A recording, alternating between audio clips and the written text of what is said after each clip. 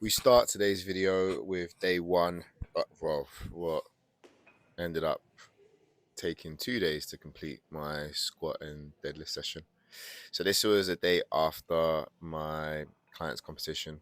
She competed on the Sunday, and then I decided to train on the Monday, and things got off to a decent start. Managed to actually get some good tension on the bands for the banded squat, and I noticed that every set I was getting a little bit quicker and quicker. So the purpose of this variation is to develop speed, especially off the bottom position. So with the attached bands, this is a method called accommodating resistance. So basically, kind of pulls the weight down, and then you go against the band as you stand back up. So even though the tension's getting a lot harder at the top, you have to also maintain some sort of control on the way down, because remember, you've always got tension pulling on that bar. And then that also forces you to really develop good speed and power to then come out of that bottom position, which is the hardest.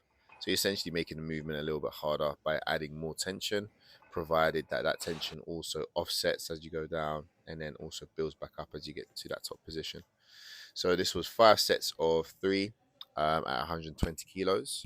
I didn't have my luggage scale, so I say luggage scale, but there's like this little really cool piece of kit that you use to weigh luggage, and you can also do it to get the band tension weight. Um, didn't go for that. I kind of just felt like I went more so for the feeling of the tension on the bands, like nothing too crazy. But then also at the same time, the last time I did this exercise, my coach wanted me to have a bit more tension all the way through the movement. Whereas the last time when I set this up, I only had enough just for the top, and then as it went down, there was zero tension. Then we move over to deadlifts. So as you can see, did not get off to a great start. Many attempts on 230 just would not budge. So I thought, you know what, let me just try and finish the session on a high. Did my first back off set. This was 190 kilos. It didn't feel too bad. Definitely doable, but I just felt really fatigued. Like this shouldn't have felt harder or as hard as it did. And then I went to go and try to do the second set, and yeah, it didn't budge.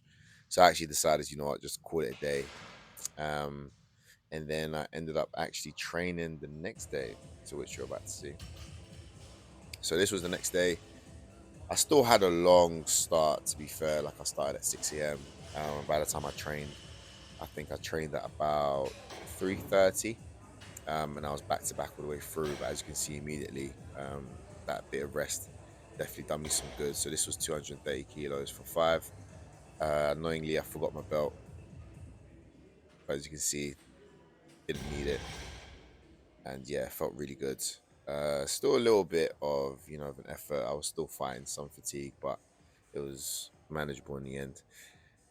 Then I did the second set. Well, I say second set because I did one the day before. I didn't want to go two on this day that I was training, so I decided just to do one more to kind of complete the 2 sets that was originally planned. And this was 190, and this felt a lot easier, like how it should have felt. I noticed as well, because of my injury with my knee, though that's getting a lot better, it's actually now started to creep up towards my hip. So I felt like I didn't have as much power in the bottom position unknowingly. So hopefully, yeah, I'll be able to see my physio and yeah, go from there. So thanks for watching, like, share, and subscribe.